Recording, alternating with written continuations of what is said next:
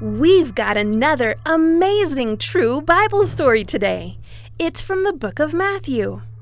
The Bible tells us that Jesus had been teaching and talking to people near a big lake all day. As the day was ending, Jesus told his friends, his disciples, to sail across the lake, and he would catch up with them later.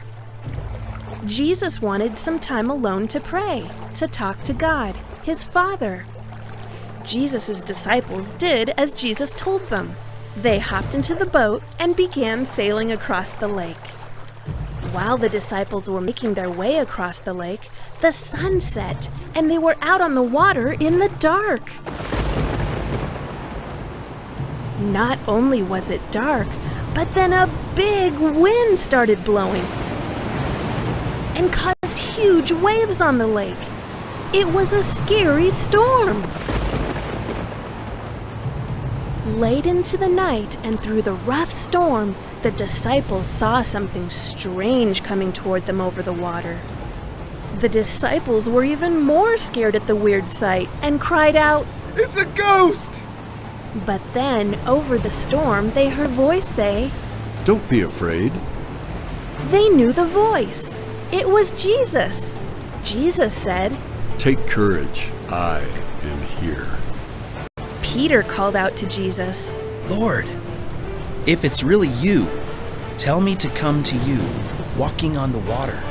Jesus said to Peter, "Yes, come." Peter stepped out of the boat and walked on top of the water toward Jesus. It was a miracle. It didn't take long for Peter to notice that giant waves still rocked the water, and the wind still howled.